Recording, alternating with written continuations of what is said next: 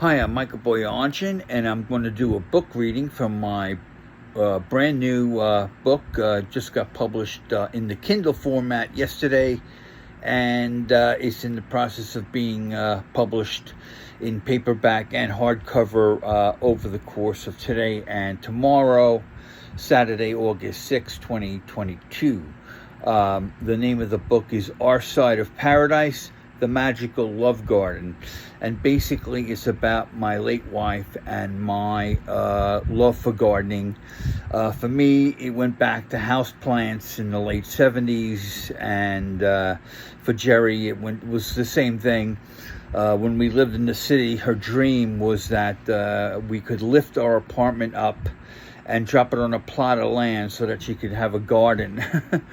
But her dream came true when we moved up to the Hudson Valley and bought this historical Hudson Valley salt box, sort of like John Adams' house, and it's in the historic village of Fishkill.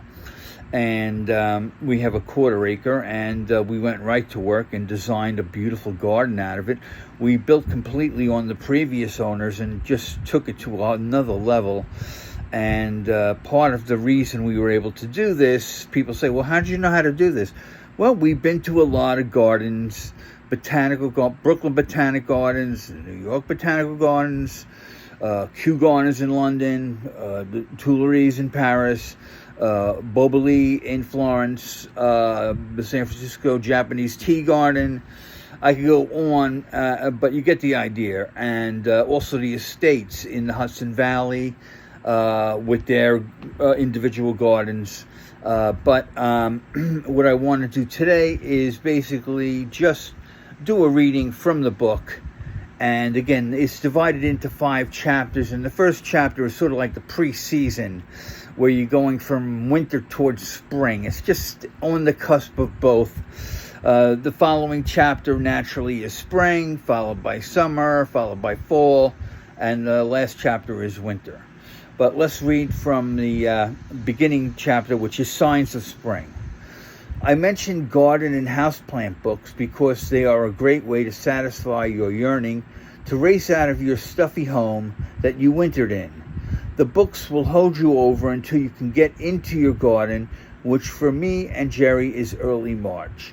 And you will be amazed by the number of kings and queens and elected officials and patriotic founders who were into gardening to the degree it has been suggested that empires were created out of superior botanical knowledge and species possession.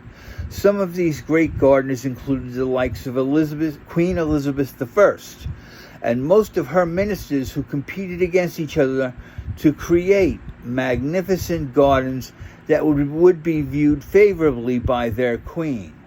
And of course, our garden has a lawn sign with Cicero's image and his most famous quote, "All you need in life is a garden and library."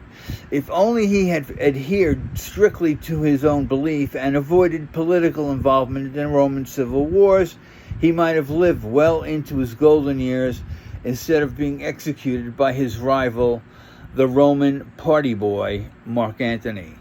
Okay, hope you enjoy the book. Again, it's Our Side of Paradise, The Magical Love Garden. Bye.